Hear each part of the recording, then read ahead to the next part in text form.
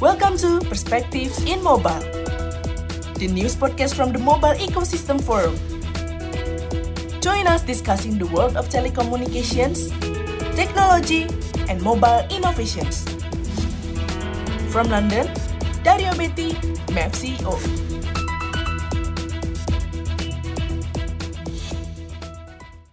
Hello everyone, and welcome to Perspectives in Mobile, the podcast from the Mobile Ecosystem Forum that looks at the different views, the different people, the different topics that make this exciting world of mobile telecommunications. And today we have Clare Messenger, the Global Head of Mobile Intelligence Solution from JT Global. Welcome, Clare. Lovely to have you here. And we were just talking just before how this industry never fails to surprise us, right? There's always something happening. Absolutely. God, we are an exciting and fast-moving industry. Thank you very much for inviting me, by the way. And I know that I'm in good company with all the many people in the industry that you've interviewed. So, yeah, thrilled to be here. Thank you very much. Well, great. And Clare, a couple of words for JT Global, a name that is well known in the industry, but yet for some, there are multiple layers to JT. And I should say that Jersey Telecom, the original, is the incumbent telecom operator in the island of Jersey, which is one of the Channel's islands and linked to the British monarch. So we could have a history lessons today. But no, instead.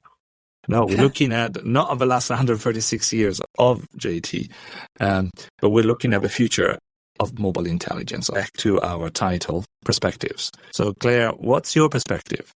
What's your view on mobile intelligence solutions? What should we expect from these? Mobiles, I think, provides excellent value to businesses because there are no complex, costly integrations or development or build costs. The data can be accessed in real time to evaluate a consumer's identity, to establish a trust score, to ultimately protect consumers against fraud. And it's very much a pay for what you use. So mobile intelligence provides an additional layer to any fraud protection program or identity solution. And if you think about your mobile device, it's so unique to you. Everyone has a device. They don't share it with anyone else. It's with you at all times. It is your digital DNA. And so I think that any data related to the SIM or the device or the mobile account is tying back to you as an individual. So it's really key to help businesses protect their consumers against fraud. And when you think about the regulations that have come into play, like PSD2, now to become PSD3, it stipulates with the strong customer authentication regulations that you have to prove something a customer is, something a customer knows, and something a customer has. And the mobile device is absolutely integral to that something a customer has.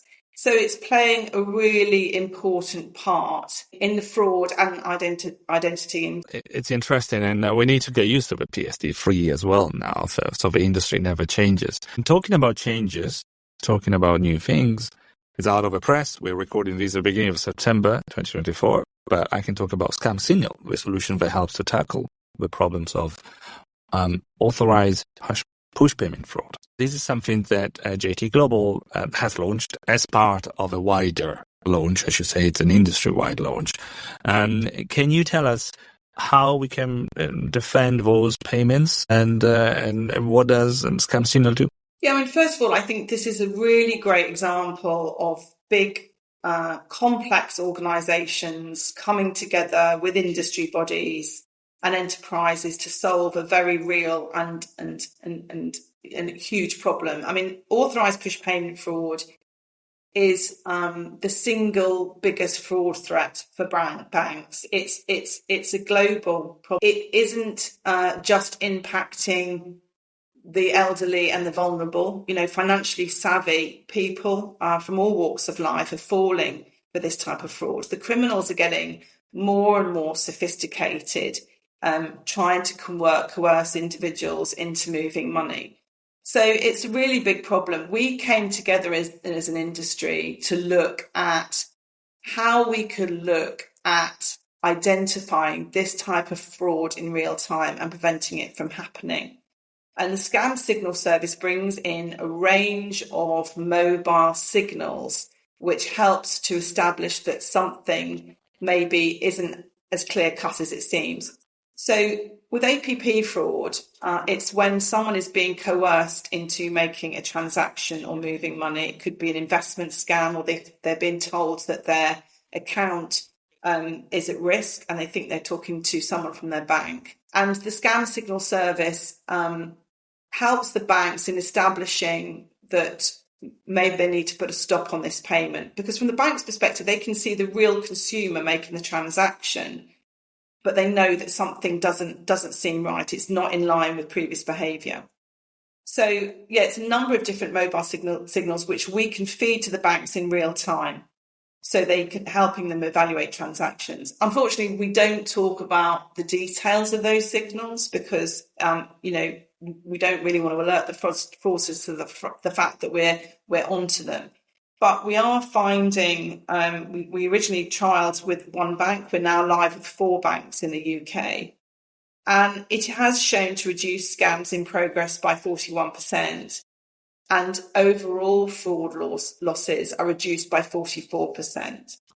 So I think we are, playing a part here in tackling this really ugly fraud, which is costing organisations a lot of money. And obviously we've got the payment system regulator enforcing a reimbursement model in October, where the receiver bank and the sender bank has to reimburse the consumer if they've been a victim of impersonation fraud. So the scam signal service is absolutely critical to helping organisations like banks having to fork out this type of reimbursement. A quite considerable reimbursement, so much that in the UK there is a big discussions with the Chancellor and many others to see how much of that is. And that shows that this is not a small, insignificant problem for a bank, for a financial institution. This is potentially a very big risk that we are talking and dealing with.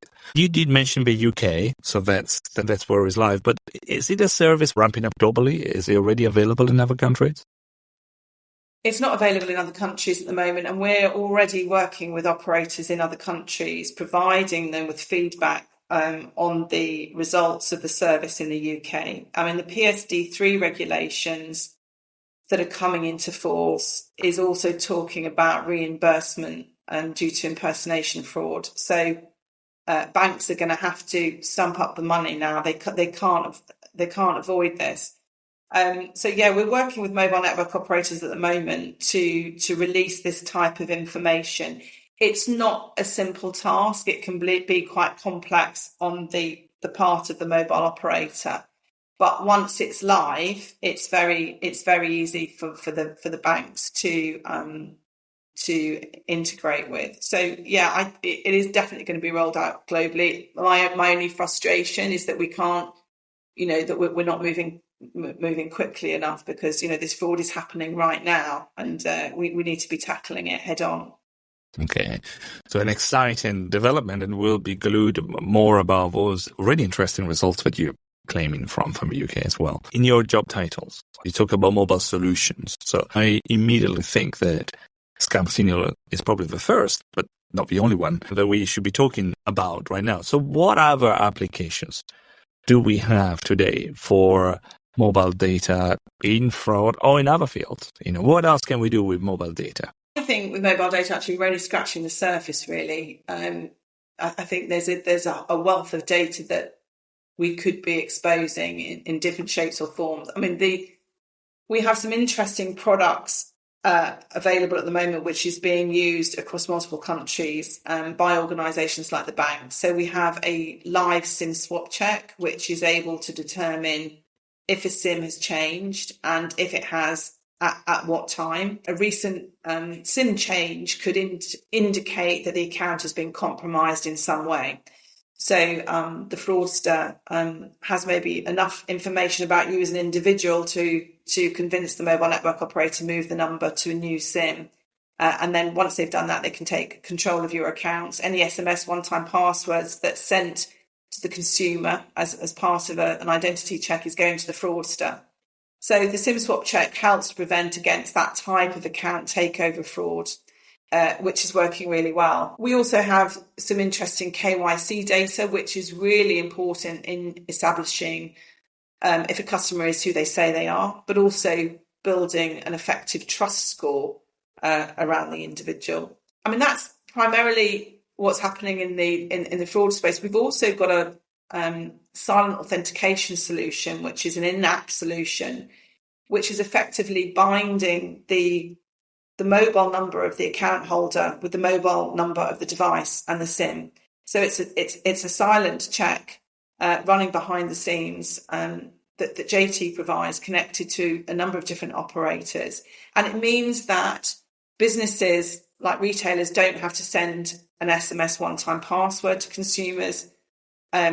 Consumers don't have to remember really complex passwords. It's a seamless authentication journey. And I think what's really critical for retailers here is that they are seeing huge basket abandonment rates because consumers are getting really frustrated with the whole login process, having to put in a password, having to receive the SMS one-time password. So the silent authentication takes all that problem away from the consumer. And making it a much speedier digital experience. So I think that's going to be a really big one for the future, especially as we're trying to push businesses away from using SMS one-time passwords. A bit more on the silent authentication. It sounds the natural step forward. You don't have to use anything for the user. Potentially it's faster. There's not a little wait and having to input in a one-time password, a few numbers in the system. So why isn't that taking up like with wildfire? Why isn't silent authentication everywhere right now in your apps? I think it's an education thing. I think that, a number of different players, including JT, are sort of taking it out to market. I think it's just going to be a natural evolution. I think businesses are, they've got a lot on their plate, and in their mind, things like passwords, SMS one-time passwords, they work, they do the trick. It's been around for a long time. Having to move to a new solution and educate their consumers, it's a big thing for them to consider. So I think it will be a slow burn, and it will start to gather pace. I mean, we know that it's good for banks. We know that it's good for enterprises, but there's a whole businesses that could also benefit from this. So, for instance, when you think about transport or delivery companies like Deliveroo, there are sort of big problems with unauthorized account sharing, which is, causing the organizations a massive problem. This will actually stop that from happening.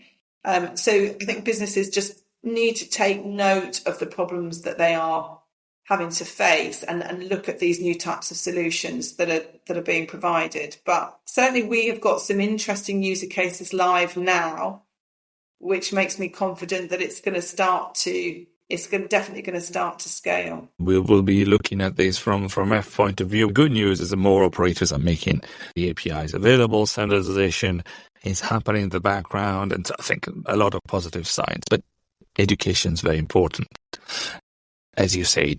But education, I will also say, happen on SIM swap. Now, the SIM swap product, that has been around for quite a while now. So has that really established itself? Are we talking about a mature SIM swap solutions, or has it reached its peak, or is it much more of a we can expect from them? Yeah, it is very mature. I mean, what JT does is it provides access across all the mobile network operators, but also the MVNOs. So we provide the broadest coverage in the market. So unless you have the MVNOs, you've got a sort of a vulnerability with the service. So we provide that complete coverage. Also, because we're a mobile network operator, we have a signaling connection with the mobile operators. So we're able to do the network lookup of a number and make the API call in one query, which means that the response time is going to be a whole lot quicker than if you had to do it in two separate queries. It is an established business. It is being used by leading banks in the UK. In the past, when they've stopped using it, SIM swap fraud rears its ugly head again. So it has to be continually maintained. It's not so critical in some other countries where banks are not so reliant on SMS one-time passwords, that there are other types of identity authentication processes that they follow. So we have to recognise where the solutions like SIM-swap work and where they're not so applicable. But it is quite mature in the UK. I combined with call divert, because also a fraudster will put any calls on divert to their new SIM. It's an effective tool. Possibly there's still room for growth, especially with the tier 2, tier 3 banks. I think that there's a handful that really need to be stepping up with this. But it remains an essential part of the mobile intelligence stable of solutions. Let's move from the products to JT or JT Global itself. In our little introduction, it talked about the incredible history, the 130 years plus of Jersey Telecom. But we're not now talking about the mobile or fixed operator, the incumbent in Jersey Telecom. This is JT Global. It seems to be a different company. How would you describe JT Global today? Business. So we are an established organisation, like you mentioned. We're owned by the Jersey government. We're the incumbent mobile network operator in Jersey. We provide a range of connectivity and communication services to the people living in the Channel Islands. And that's important. It's important, the fact that we are sort of trustworthy, well-established, government-owned, very solid. But we also have this international business, which is external facing, which involves working with mobile network operators and enterprises on a global scale. And JT's unique, I suppose, strength is the fact that it is a mobile network operator, but because it's quite small, it's quite agile. It can be quite versatile. It's got a history of building and developing solutions to take out to market. We built up a very successful IoT business, which we sold not so long ago for a considerable amount of money. We've got established businesses such as our messaging business, our roaming business. Mobile intelligence, I would say, is probably around 10 years old, so we're the most established in market. But it's that having that telco engineering expertise and understanding of how telcos work that gives us a really unique position of being able to advise operators on how to build and develop services that can help protect consumers against fraud. We are partnered in some shape or form with over 500 operators globally. We have excellent relationships. And behind the scenes, what we also do is, as well as acting as a single point of aggregation for mobile intelligence, we do an awful lot of work behind the scenes, advising mobile operators, sharing information, being that voice in the mobile network community to educate and recommend that they should be stepping up and providing these types of data signals, which are proving to be so successful and critical in other countries. So it's a great company, JT. I've had the privilege of working for large operators, and now this is a much smaller one, but I like its versatility and I like its agility. And, there are some other new business initiatives being worked on at the moment, which I think will certainly create some positive PR going forward. Right. So let me ask you about some of the existing story in terms of PR, because back in February 2024, and JT acquired a company in your sphere of interest, omni-channel fraud prevention tool. That's Spectrum Messenger Services, an Australian-based company specializing in combining mobile communication platforms and anti-fraud payment systems. What is this acquisition? Is it encompassing a new product? I think it's called MoneyGuard. Is it go more? How would you define what you're doing into your corporate strategy as well, product strategy? Yeah, this was an exciting buy for us. Spectrum is a very established business in Australia, but with a global footprint, and it has a platform called MoneyGuard, which is an excellent complement to our existing messaging business and our mobile intelligence business. And it's an interactive fraud management communication platform. And it really enables banks to engage and communicate with their consumers in real time, a two-way dialogue, which is sort of the quickest and seamless and less costly route, as opposed to getting call centres involved, which can be, quite laborious and costly. So if a bank, for instance, sees a transaction coming in that it's unsure about, it can talk to the consumers in real time via their favourite channel, whether it be SMS or WhatsApp or email, and say, is this you? Is it you making this particular transaction in this location, this amount of money? And this is combined with a mobile intelligence check. So before the message has gone out, we just do a quick check to make sure it is in fact going to the consumer and not a fraudster. And all the consumer has to do is just say, yes, it's me, or no, it's not. And then the transaction goes through, as opposed to the bank putting a stop on the payment, the consumer having to phone up, be put on hold, waiting for someone from the call centre to answer, which is just dreadfully bad experience. So we're really excited about this. MoneyGuard is working for a number of different financial institutions around the world. We've expanded the sales team as a result of the acquisition, and definitely the solutions go hand in hand with one another. And I think it just strengthens our position in this particular market. Well, you mentioned before your experience in the bigger operator. Orange was one of the companies you worked for, but you also worked for collaborations across a mobile operator, which was a joint venture of 3 UK players in there. Yeah. You can tell me, and that was one of your early market changing experience for mobile marketing. Can you tell us what you learned from that, what happened, and what we should treasure today from Weave? Weave was such an exciting time because the mobile network operators came together. It was Vodafone, EE, and Telefonica to look to see how they could form a joint venture. I was part of the project team that sort of helped to set the company up, so I was there from the very start, and it was very successful from the mobile marketing point of view. We were providing brands with an ability to communicate with consumers via SMS or MMS based on their interests, based on their profile. And we built up a very successful advertising business.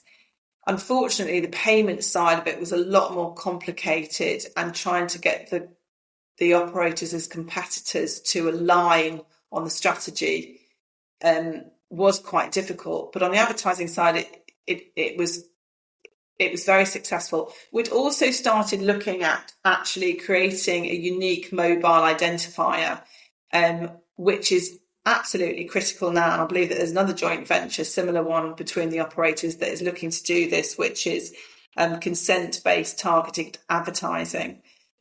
Even more critical now because Google is sort of, dropping all cookies. So any unique identifier for advertisers online is certainly going to be picked up. But I think sort of mobile has evolved considerably even since the Weave days, which I would say is not that long ago. And it was so exciting at the time to set up a new company and take it out to market. But when you think now about the amount of social media channels around and how brands are able to engage with consumers and build up, a sort of real loyalty and there's a really strong relationship, I think mobile is just such an exciting place to be. And I think also we've got RCS coming up. So, that's an even more powerful tool now where brands are going to be able to engage, have ongoing communication with consumers.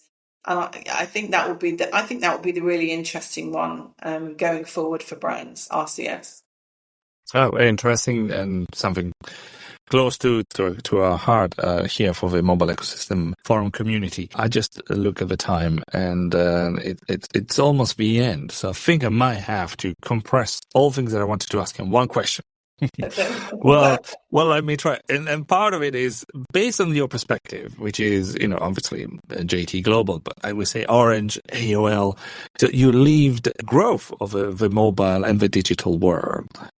What's happening next? What's the next 5 years for you? What should we expect? Are we leaving the climax and probably it's all about defense and then fraud, or are there new services coming? I think on the mobile intelligence side, I think that the industry is going to be facing some really significant threats because we're already seeing the rise of synthetic ID fraud, deep fake fraud, and technology is having to sort of keep up with the pace of the fraudsters, who I think are dictating a little bit about where everything is going. From our perspective, mobile intelligence will always have a part to play in whatever solution that businesses are employing, because it's that additional layer of intelligence. What we need to do, though, as an industry, and this is how I see our role over the next few years, is we need to scale it out internationally. We need all mobile network operators to step up and support these services. We need to continually evolve and develop existing solutions like Scam Signal. It can't remain static because the fraudsters are going to outrun it. So we're already working on new features for that solution, working on looking at exposing new data attributes that can help with that fight against fraud. So it's an ongoing process. I mean, it's exhausting but exhilarating because you're doing something very powerful and quite worthwhile.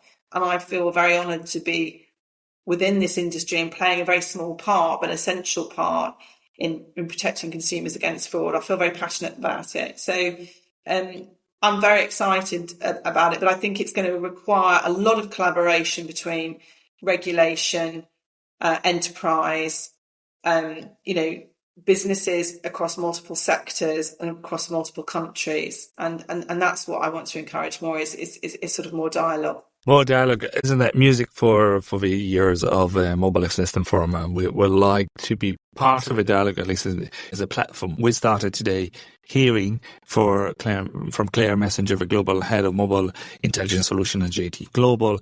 Thanks again for sharing about Scam Signal, about MoneyGuard, your SIM swap solution, and any of the big things that you're saying that is coming next. As a matter of fact, we probably will need to touch base soon and see what else you're working on, what else you've been cooking up in the JT Global kitchen. Clare, thanks again for being here, and hopefully we'll hear from you soon. Yeah, absolutely. Thank you very much. It's been a pleasure. Thank you. And listen to us on our radio, on our podcast, and on our website. Go to mef.media. Thank you. Thanks for listening to Perspectives in Mobile. Join us next as we explore telecoms, technology, and mobile innovations. Stay tuned, stay connected, and let's unlock the mobile potential together.